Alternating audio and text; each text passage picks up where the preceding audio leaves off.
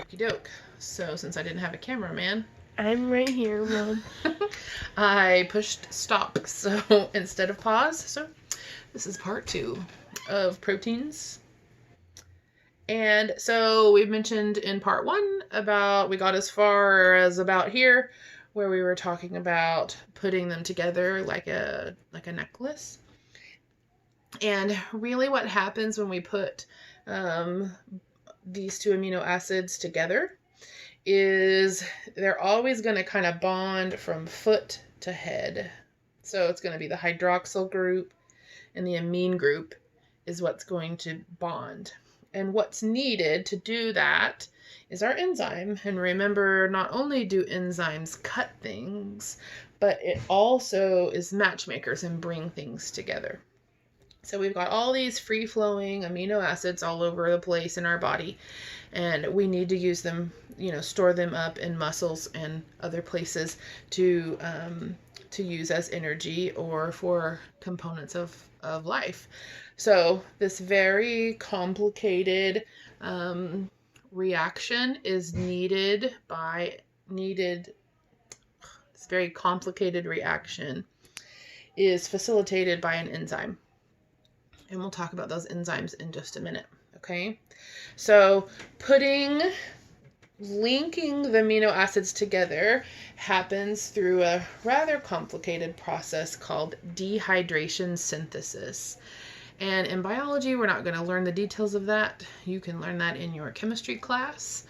But the basics of that, if you break down that word, dehydration synthesis, D means to remove. So if you decontaminate something, then you are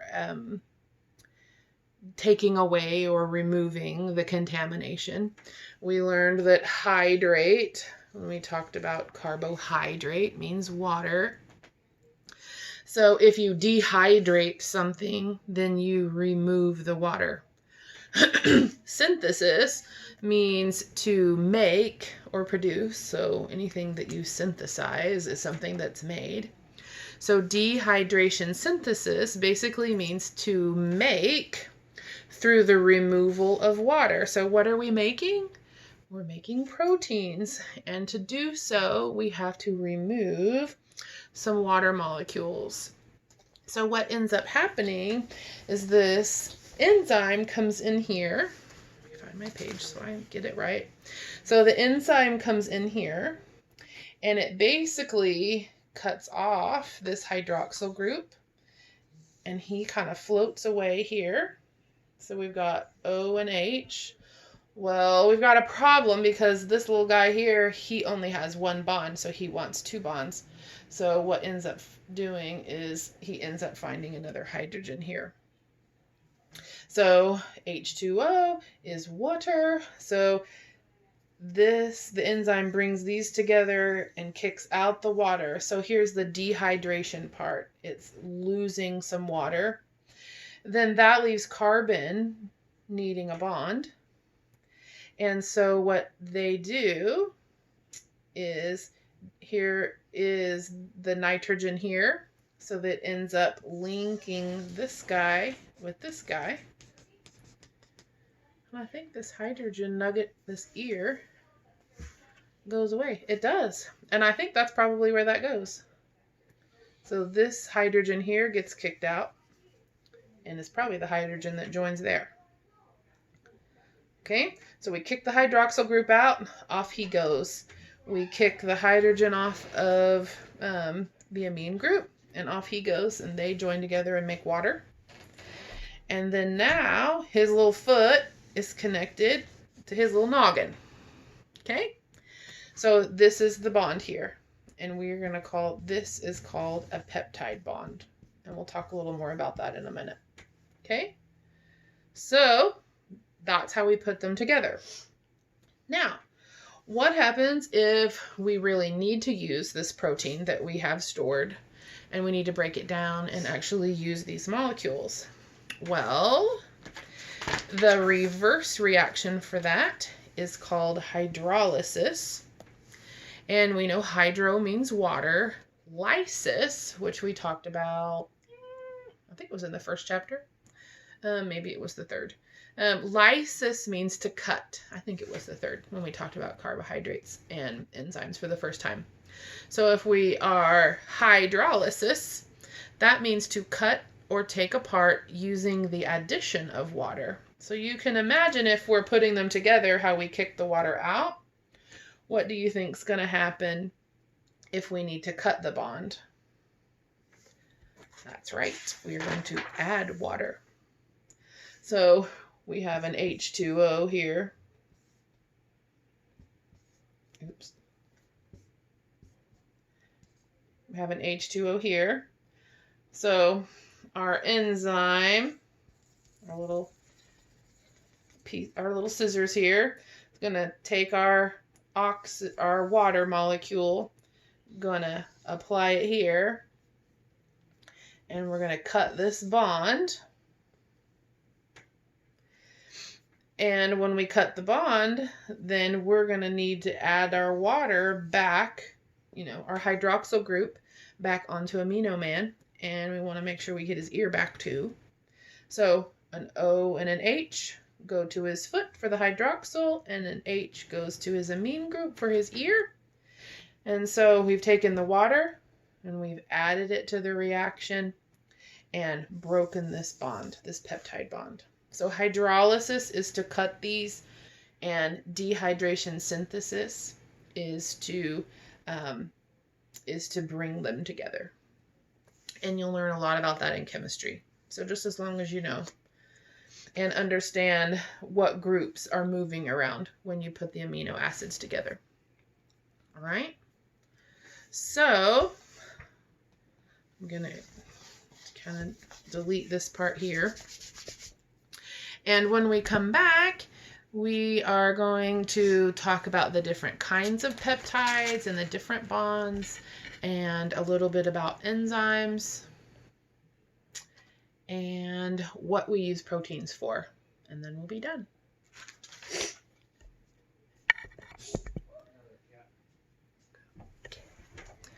All right.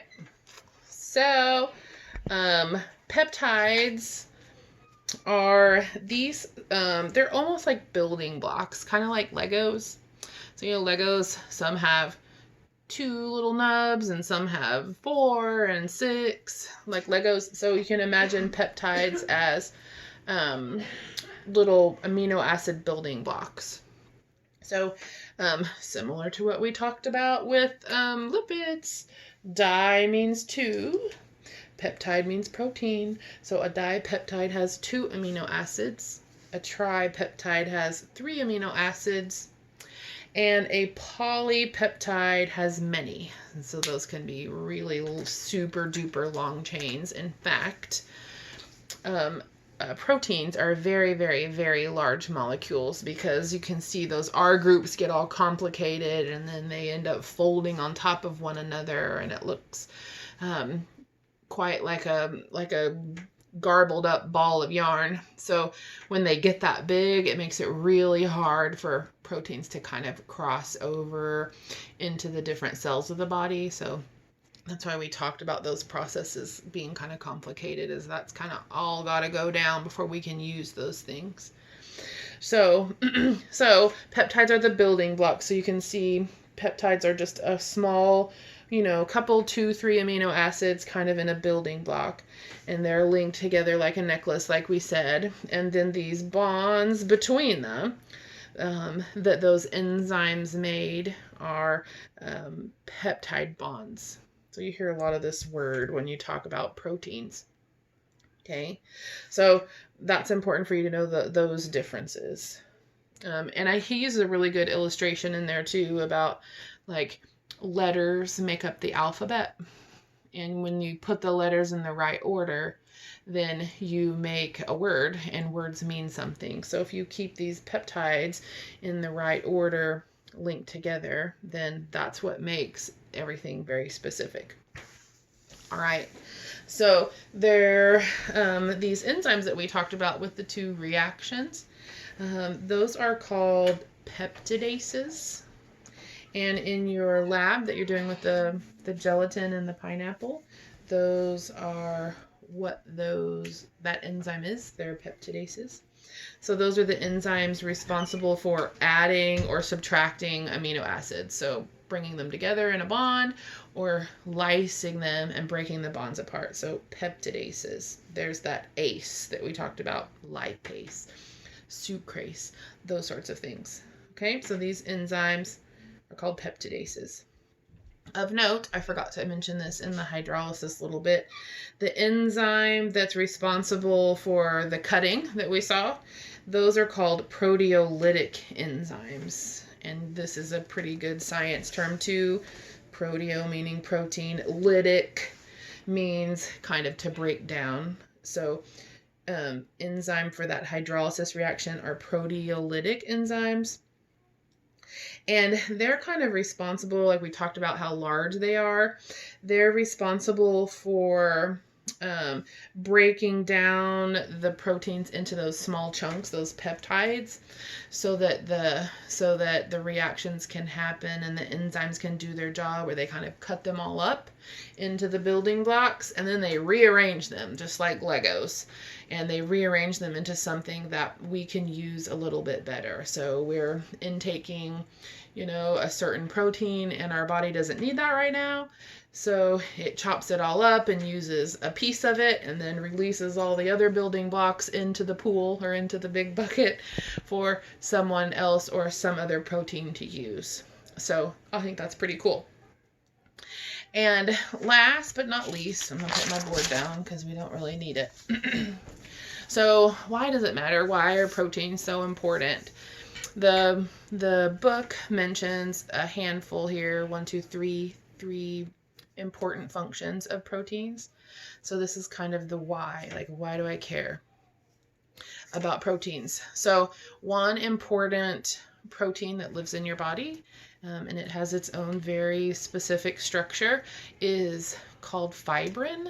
And fibrin lives in your blood, and it's responsible for like blood clotting. So if you were to cut yourself, then fibrin comes to the rescue, helps build a blood clot so that a scab can form. So if we don't have enough fibrin, then we could potentially bleed to death. So that's a very important protein. The other one is albumin. Albumin is actually found in its very natural form in the whites of eggs. So when you're eating egg whites or just an egg in general, then you are inputting albumin into your body. And it's actually one of the most important proteins that you can put into your body. And it can be something that it's a really healthy protein too. So albumin will maintain your water concentration in your blood. So when we talk more about kind of the balance of particles over the cell membrane, you'll understand how important albumin is.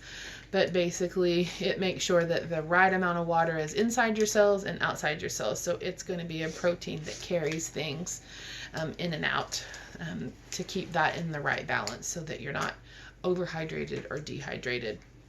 Because when your water balance isn't right, it affects all the organs. So albumin, high five to albumin for keeping our water in check. And the third one it mentions is a protein called an immunoglobulin, and there are many different kinds of immunoglobulins. You'll see some specific, everyone knows that I'm a lactation consultant, so I deal in human milk. He, Dr. Hajda here, he's a veterinarian, so he deals a lot in like large animal milk. But something that's so very important to our development of our immune system is the immunoglobulins that we get through our environment or a lot of times through the milk of our mothers. So in baby animals, when they're born without a very good immune system. So these immunoglobulins are found in a very important milk, which is called colostrum. So that happens in every mammal, including humans, where those immunoglobulins are there and actually help protect the baby and help them to grow and fight diseases. So in the case of, say, like a cow, if the mother rejects the baby and the baby isn't allowed to get that colostrum from its mother, then they have to actually supplement with that, those IgG immunoglobulin proteins, so that the baby doesn't die. And humans have the same, and those immunoglobulins are very important to the development of the human as well. So that is, I think that was a question on your Quizlet. So those immunoglobulins are found in the colostrum of mammals. Globin or globin refers to protein. So that's another science term for protein. We've heard plenty of those, proteo and peptide and those sorts of things. So therefore is globin. So it's a special, like another one of those is hemoglobin. So that's another protein in your body that is responsible for carrying oxygen to all your cells. So proteins are large molecules, which make them difficult to cross over into the cells. So that's why we have to break them down, and why we have to put them together for storage of things, so that we can have extra proteins laying around in case we've got a fibrin shortage or something like that. So, all right, that was a little complicated. I hope you guys are hanging in there, and I hope you get that lab done, because you can kind of really see how all of that works, and through that lab. It was really good. So next time when we get together on this next Monday, I want you guys to have read lesson 6 on pH, so that you know kind of what's going on. We move real fast, if you can't really tell. And we want to make sure that you have a little bit of knowledge before you come in, because I like to move fast. It makes it a little bit easier for you to understand what I'm talking about if you've at least read just a little bit. And the lab won't take us very long. So hopefully we'll get to ask questions, catch up on the things that we didn't get to over the next 2 weeks. And I hope to see you guys get that homework in. Seeing lots of good things trickle in. You guys did really good on the test for those ones that I have received, which is most. I think I've received most by now. So anyways, thanks for letting me hang out with you guys. Stay warm. We got our electricity on. We're excited. So go enjoy those luxuries. Bye-bye.